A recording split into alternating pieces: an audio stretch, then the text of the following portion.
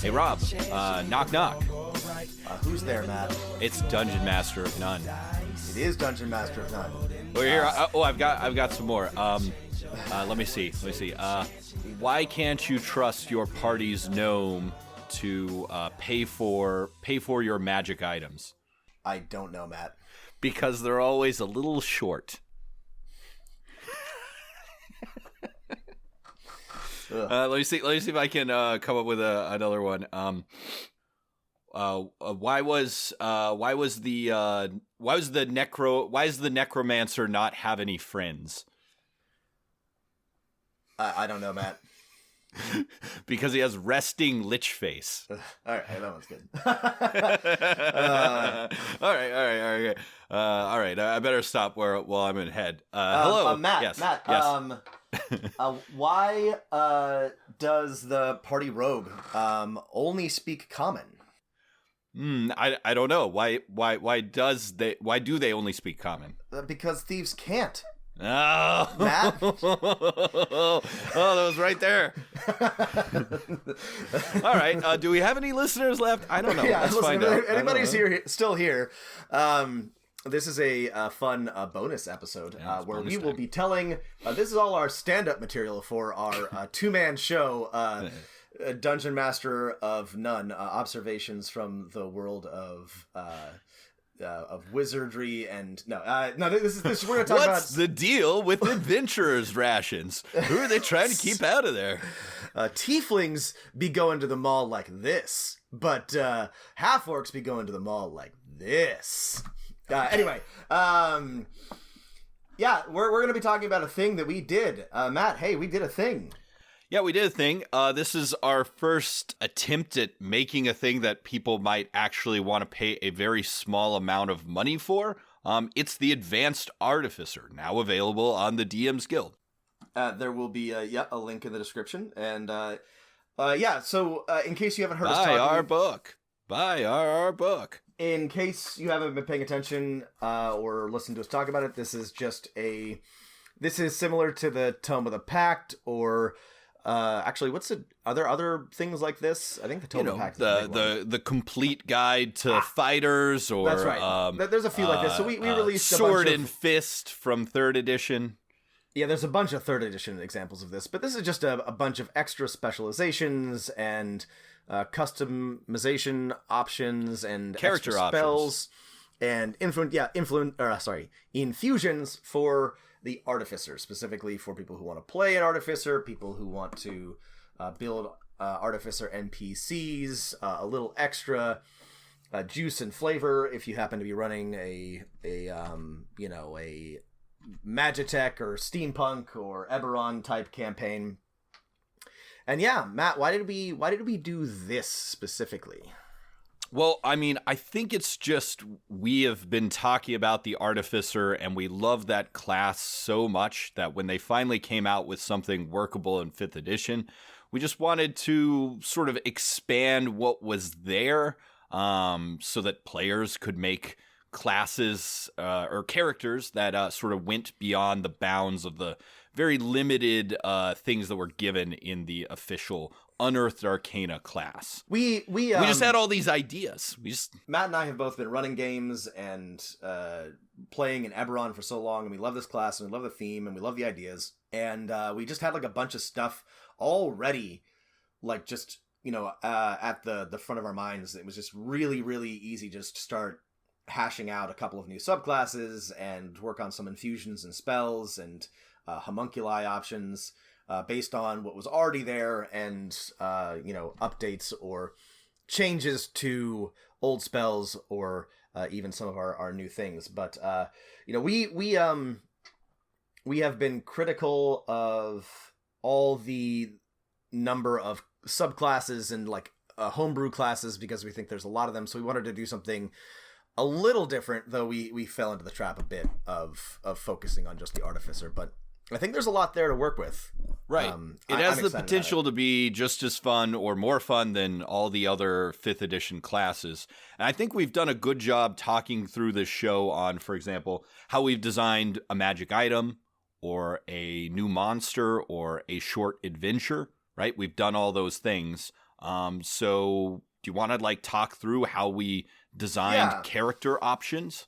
And I want to, the purpose of this is just sort of like, it's a post-mortem. I want to talk about what we did well and what we could have done better and what I would do next time.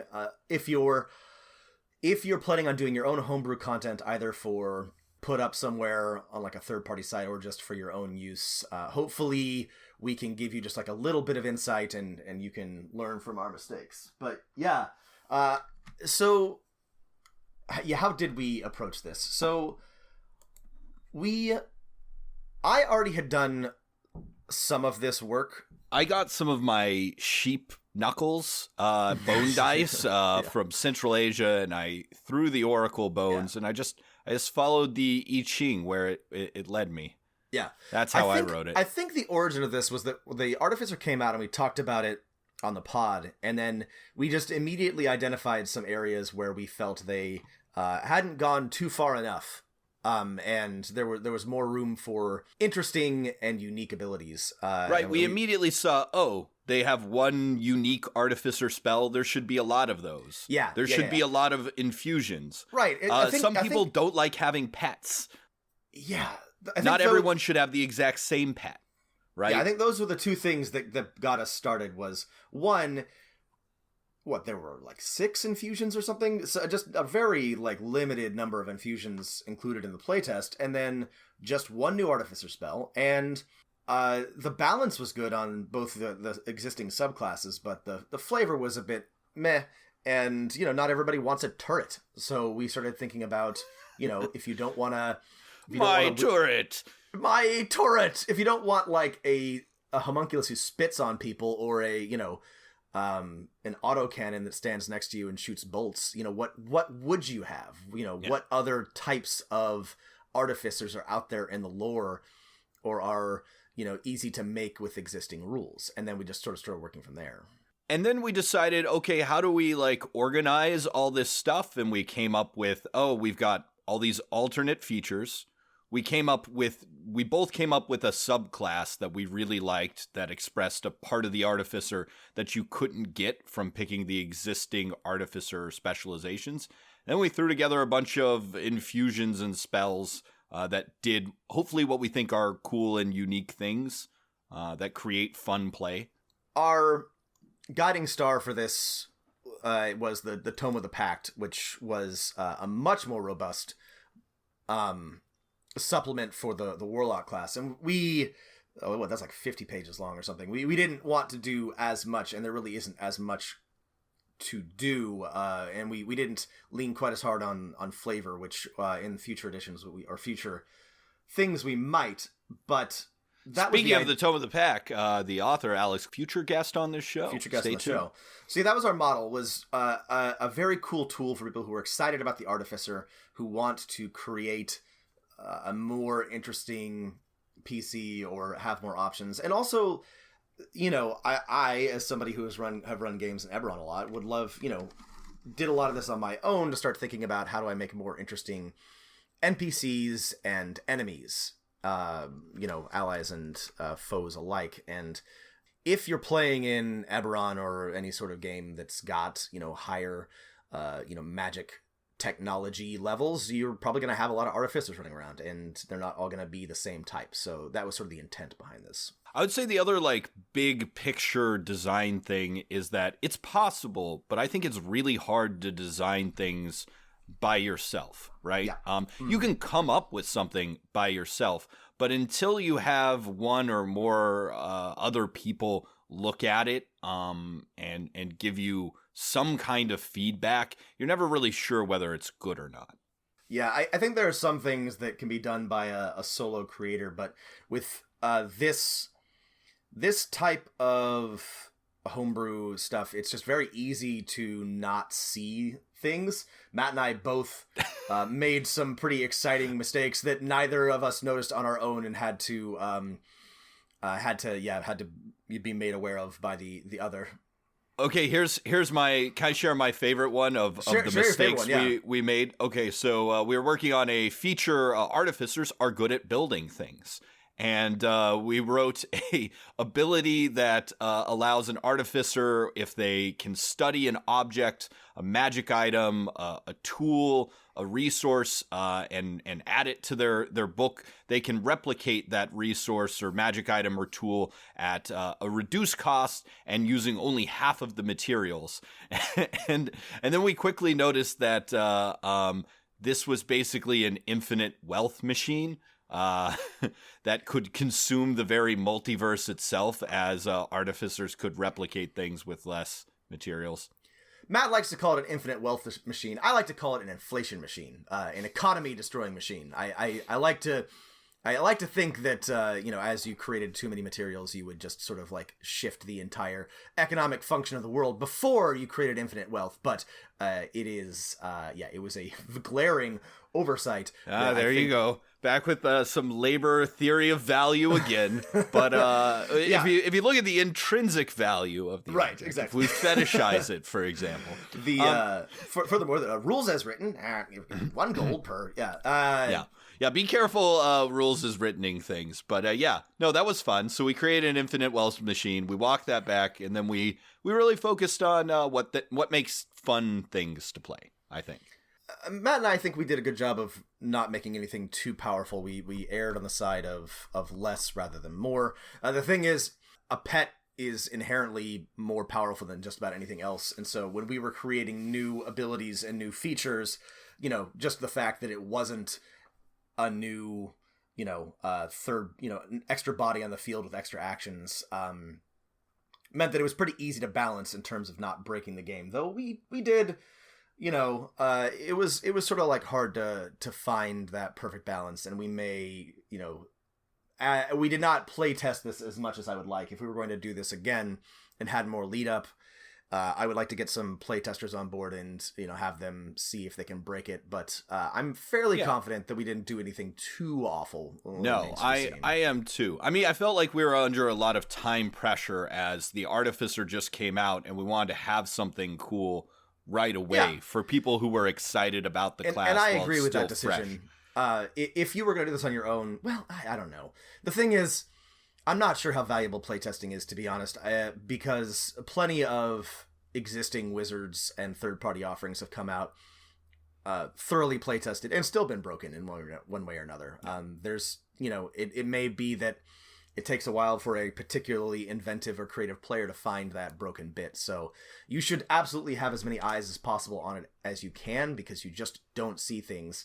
But yeah, I'm not sure how much, it's going to matter that you put this in like a real play scenario, over and over again to find the flaws. I just not entirely certain that will actually help. I think for character options, the value of playtest lies in the big picture of whether these things are useful or interesting to your character, not so much in whether they're balanced or not.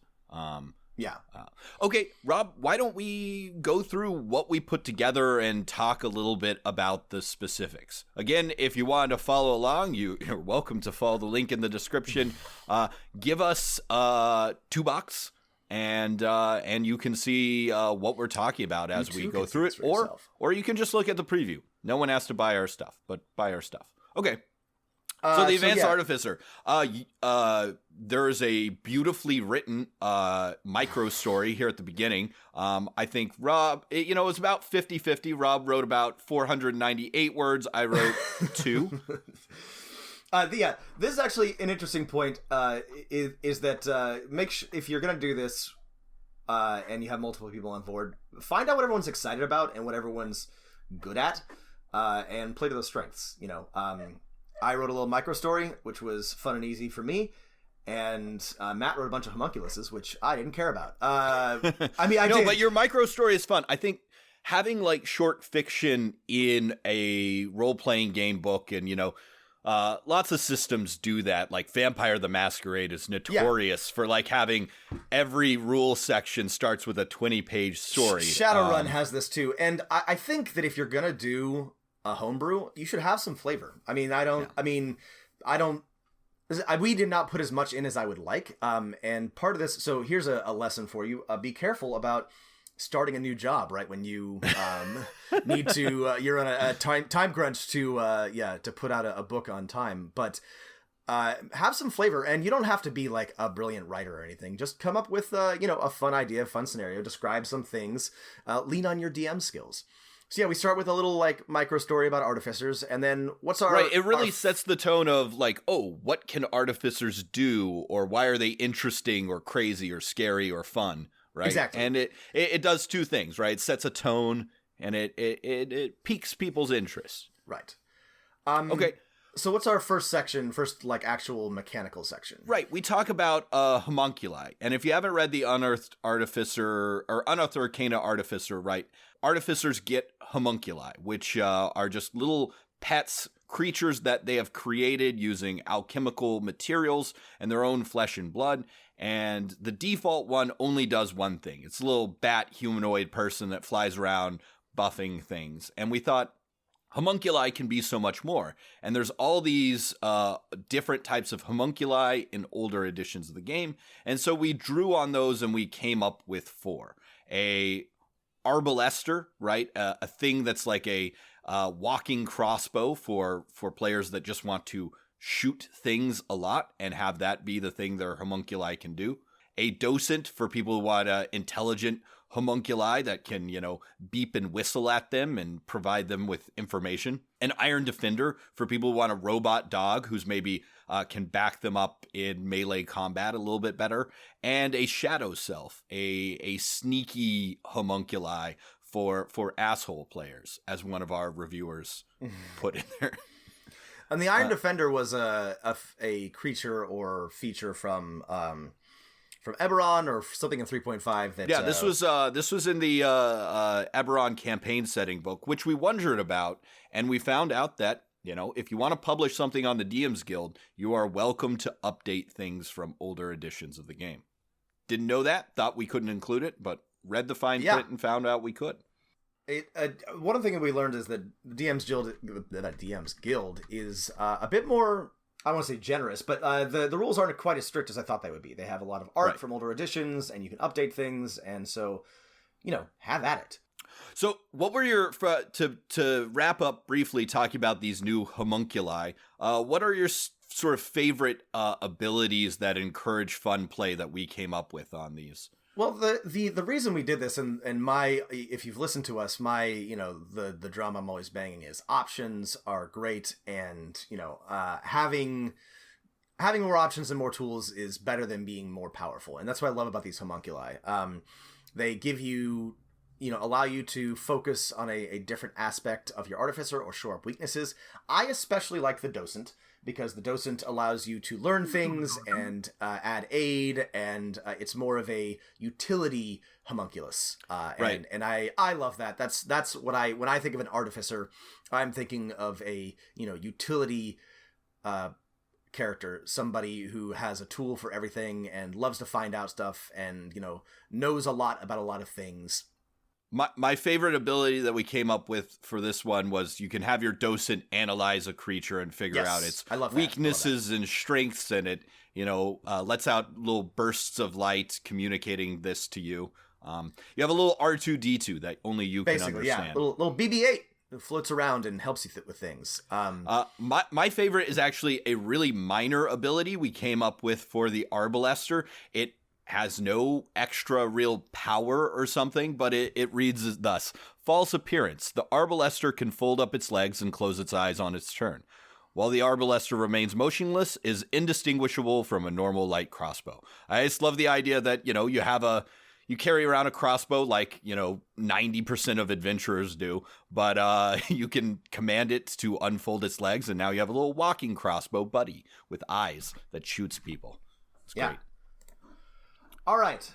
So we came up with pets, and we also were like, but we also hate pets. We love and hate pets. Yeah. So we got rid of pets too. Yeah. We added two new options, and these are both based on either previous editions of the Artificer or related things. And the first, and I like this one a lot, is the Siege Staff, which is based on an item or specialization or several abilities from Eberron. The Artificers in Eberron have these Siege staves that allow them to, do Right. battlefield control. And there's never been stats for this, but it's mentioned in one of Keith Baker's novels about Eberron. And so we were like, well, what would this look like? Well, it would make an artificer really good at, mass combat and smashing down doors and casting spells from afar. So we added in that kind of stuff. So what I love about this is that it appears very powerful, but it's limited in use. Functionally, like, not as good as having, a little guy who runs around next to you and spits on people. But or a it turret. is, or a turret. But it is, as long as you have charges, very powerful and very. It's flashy and it has like large, interesting effects. I really like the siege staff. Practically, it's not going to get you as much mileage as most of the other things, which is what I liked about. I'm happy with the balance on this, I guess is what I'm saying, because it would have been hard. It is hard to like make something this interesting and powerful without making it overpowered. But I think that this is if you're looking for an artificer with a lot more flash and bang but less staying power, the siege staff is awesome. Yeah. And we did this kind of same thing with our second alternate feature. And a brief aside, I think alternate features are a thing that, really came into their own with the Pathfinder rule set. And I know 5th edition probably wants to avoid them because it makes things very fiddly and stuff like that. But from players who really like customizing their characters, it's a really easy design space to work with, despite not being really part of the core 5th edition rules. So for the Alchemist, we came up with alchemical creations, right? To replace a homunculus. So instead of having a little buddy, you can, make on the fly alchemical fire, tanglefoot bags, thunderstones. And we drew here upon an earlier iteration of the Artificer, plus all the alchemical stuff in 3rd edition that wasn't always present in 5th edition. So I'll be honest, this isn't like particularly exciting to me, but it is something that I felt was missing, and I don't know why they left this out of the most recent edition. Right. So if you have an alchemist, you would expect them to be able to make potions. Do alchemy. Yeah. Yes. So we added that in. it's not gonna knock your socks off, but if you want to be a person who makes potions and salves and things like that, this is the thing for you. And there's some really neat abilities here and some cool things that you can do. But yeah, I don't know why they left this out in the first place. It seems weird. All right. Next, we came up with 2 subclasses, right? We were initially sort of staying away from the idea of coming up with subclasses, but it's just so easy and fun. And I think Rob and I both had an idea for a really flavorful, distinct subclass. Yeah. This was fun, but it was also far and away the most challenging and most time-consuming part of this. And I don't regret doing it, and I'm glad that we did, but you are going to run into trouble here for sure. This is gonna be your biggest challenge. So we had initially, I don't know, a bunch of different vague ideas. We had like 6, I think. And we had, eventually, we didn't ever intend to do 6, but like, the ideas kept on like hopping and dropping, and we had like, eventually the only 2 that like really like coalesced were the Arcanist and the Warsmith. We still have a bunch of other ideas, and we're hoping to hammer out at least 2 other specializations for a bunch of our other ideas, but the Arcanist and the Warsmith came together both thematically and mechanically. That's the real challenge here, is to make sure that you have a subclass that has both a theme and like mechanically makes sense. We had more ones that had mechanical ideas and more ones that had thematic ideas, but these were the only 2 where the 2 things lined up. I think that's a good way of putting it. You did most of the heavy lifting on the first subclass, the Arcanist. What was your big flavor central theme for that? Yeah, so I was thinking about the mystic, esoteric part of alchemy, all the like weird symbols and the rituals and the the theurgy, that sort of Hohenheim and Sendivogius stuff from the 15th and 16th century. Really like getting down to the nitty gritty of like how magic works and how the world works, and getting a little weird with it. And this was pretty hard. This is a subclass for people. If you can't name the 10 Kabbalist emanations of the divine, right, yeah. You shouldn't play this one. You shouldn't play it. Yeah, kidding, listen. If you don't know, if you can't. Excuse me. Listen, if you can't align the 12 different alchemical processes to their astrological signs, then don't even bother. What are the 5 fucking colors of a magnum opus, Rob? You better know that if you're playing this class. Yeah. So, but it was also I wanted a class that was, the thing is, the Arcanist is explicitly less powerful. There's like no way you can argue that this is too powerful. But I wanted to give it a lot of options. A lot of options about learning things. A lot of options about affecting gameplay. This is the nerd artificer. Yeah, I wanted it to be sort of like a buffing and debuffing class, and it's a little bit of that. It's hard to like do that in 5th edition, to be honest. So I didn't really like hit that as hard as I wanted. But it's also like a really pro-information kind of class. So the more you can plan, the more you know, the better your Arcanist will be. There's a lot of abilities. They get more infusions than any other subclass, and they can use. Right. Do they more double things down on. So one thing you can do with a specialty is double down on one type of feature from the class, and this one, like for example, the thief doubles down on cunning action, right? Right. The Arcanist doubles down on infusions, and even gets an uber super of infusion eventually. So that's basically the idea behind it. There's also an ability to really like learn a lot about an item best used on magical items. This is pretty hard to balance, as we've talked about before, because the game does not explicitly plan around magic items the way previous editions did. So, but if you're playing an artificer, you're probably going to be in a relatively high magic campaign, so it should work. I'm very happy with the Arcanist. It is probably more complicated to play than other subclasses, but I think that for somebody who really wants to dig into the infusions and play a more support and information gathering type artificer, it's definitely a lot of fun. I would play this, which is why I built this subclass. I would play this too. Here's just to give our listeners a flavor of one of the special things. Arcanists get an expanded ritual book, and here's my favorite ability that we've given them. Ritual Mastery. At 14th level, you may cast any ritual in your ritual book as a bonus action. This ability cannot be used again until you've completed a long rest. You must still provide any material components for the ritual. Boom. Simple rules, something that no one else can do, and really draws on this theme of preparation and versatility and knowledge. Love it. Okay, what's our other subclass? Okay, well, the other one that we've talked about that I have definitely had this type of artificer in my game before, which is an artificer that's like, all right, I'm going to charge up my weapon and, stick it through the 5 enemy soldiers next to me. An artificer that ties to the themes of war and battle and the front lines and the last war. This is the Warsmith. An artificer that, instead of focusing on rituals and knowledge, focuses on one specific type of magic items, weapons. This was something that you could do pretty easily in Eberron or 3.5, and it was difficult to get the balance right, but it wasn't too difficult to come up. In fact, this is the only thing we made that was actually overpowered when we first finished. It was more difficult to reject ideas and cut things from this one than it was to build in the first place. But I think I'm pretty happy with where it is. It has all of the fun tools of an artificer, but it lets you get up in people's faces and hit them with your, magical staff, or, blast them with a wand or whatever.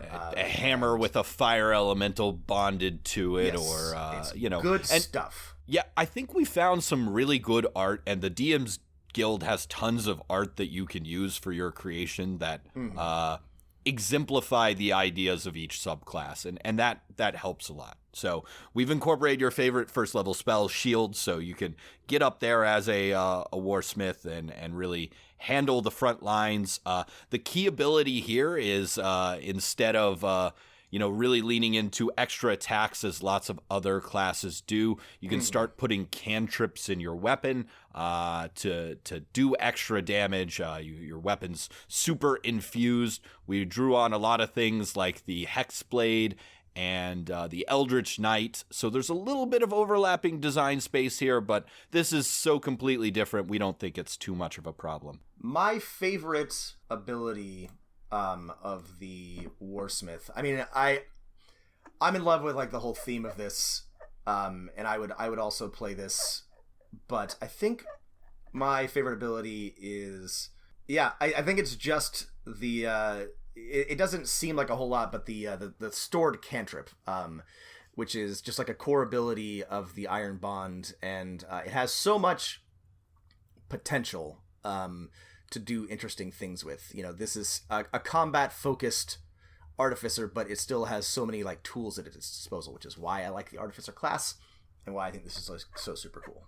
I'm excited for the first person to play this class and decide that they can actually store light in their bonded weapon, and then to shoot someone with a crossbow, and it releases that cantrip on them so they can track someone using it. Or I'm excited for not only this is a very straightforward, you're better at fighting artificer, but there's plenty of sneaky ways for a creative player to get really creative with this. Yeah.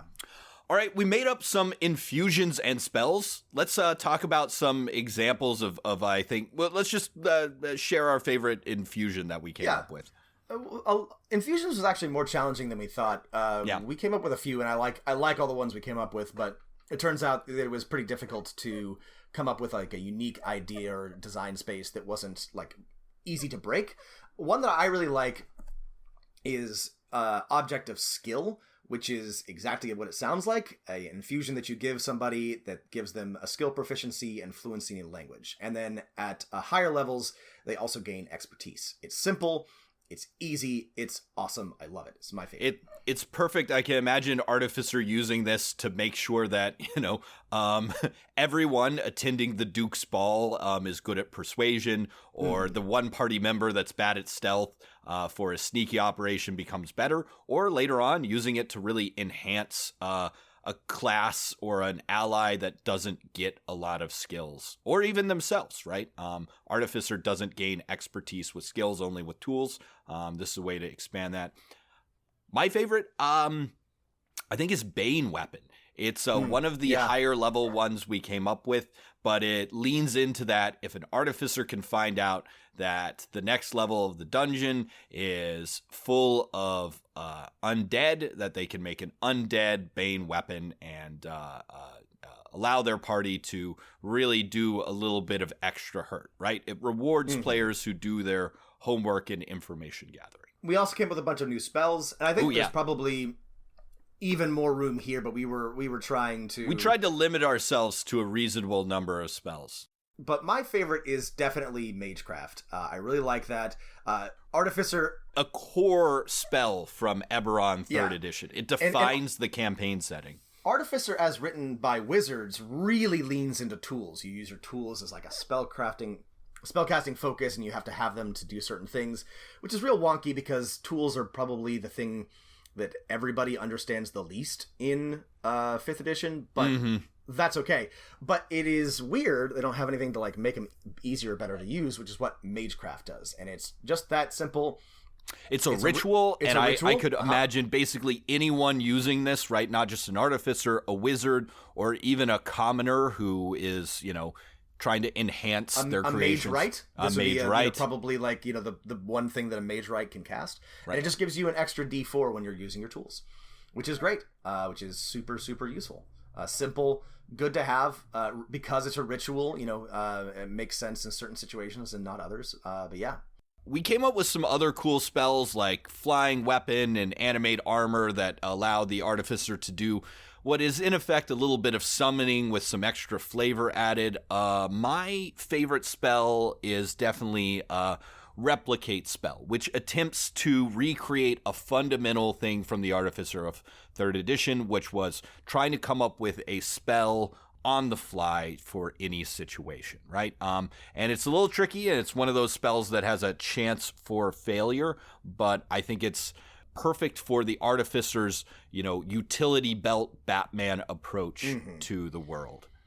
And one interesting thing that we encountered when we were trying to do this is that we found one of the key abilities of the 3.5 Artificer was the ability to store spells. And this is an ability that Wizards gives Artificers in their newest playtest, but it's very limited and very high level. And I still haven't really figured out why they've gated that so high, but Matt and I tried to find a way to... We work within the design space, but around. But I'll say that we did pretty well, but we did not nail it. And that, I think, is just a function of Wizards rating this particular ability very, very high in terms of power. So I am happy with what we came up with, but that wasn't something I didn't expect when we started designing it. No, me neither. But it was fun. It was a fun task to really try and tackle. And also, for every Discworld fan out there, we have Merrick's Faithful Luggage, which you can animate a chest to follow you around. And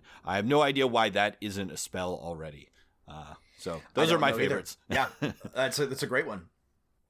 That's everything we have. It ended up being 22 pages. We taking a look at the big picture, right? I think we hit all the big blocks of character options, infusion spells, subclasses, alternate features, and flavor. I'm sure this will go through another iteration, and I think one of the things we encountered in the DM's Guild is it's super easy to update your document, right? I'm sure we're going to find something we want to change a little bit, and we can very easily and for free to people who have bought it, change out the PDF, and there's a new version.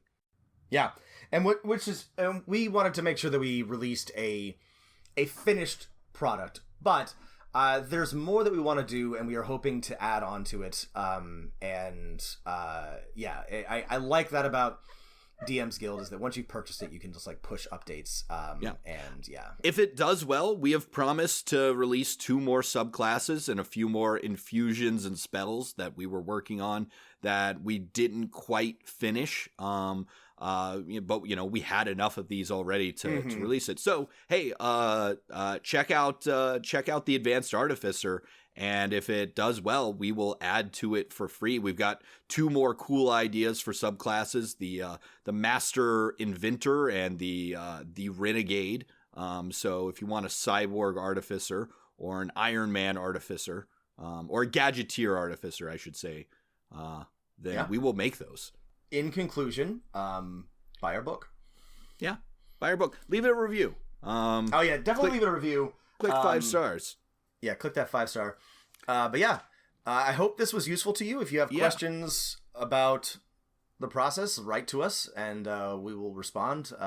We've been meaning to do this forever, and I'm glad we finally got to it. It was fun and not super difficult. It was not difficult at all. The system's really straightforward.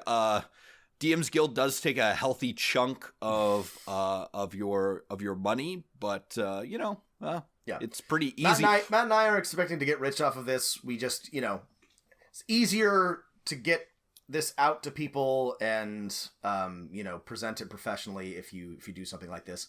We could keep slapping stuff up on our website all day, every day, but putting it up on DM's Guild sort of forced us to take it more seriously and get rid of typos. Make it not look like a terrible Google document. So I think there's a lot of benefit in that. And I think we decide what to do next, and I think we're starting with something easy like character options helped us, right? Yeah, we're gonna do an adventure. Yeah, we've got a one shot that is literally on the cusp of being finished. It just needs some tweaks. And art. But we're gonna release that for free soon. For free? I thought we were gonna sell it, make some more dosh. Or we'll release it for money. Whatever. We'll find 95 cents. We got to get the big bucks. Got to get that big bucks. But yeah, we will be releasing that soon. I feel like there's some weird Giffen gooding on the DM's Guild. I feel like if I see something or maybe inferior good, I'm forgetting my Econ 101. If you see something for 50 cents, you're like, this can't be worthwhile. Yeah, you see that's something true. for like $5, you're like, ooh, this must be a quality if you're product. an economist who understands consumer behavior, please write us and tell us how much we should price our. Anyway, yeah. Well, we'll find out about that later. But yeah, we're gonna release something else, and then we got a bunch more things in the pipe that we're working on that would be great for DM's Guild. So if you like this, and I hope you do, stay tuned. Yeah. And let us know what you thought of the Advanced Artificer. If you have suggestions or things you'd like to see or critiques, praise, leave it on the DM's Guild or write it right into us. Yep. Thanks for listening, everybody. All right. I got one more for you, Rob. Okay. Wait. Sorry. Let me pull up my notes. What's the, if you're a barbarian, what's the healthiest monster in the monster manual for you to eat? I don't know that. That's a green salad. A green salad, Rob. Goodbye, everybody. From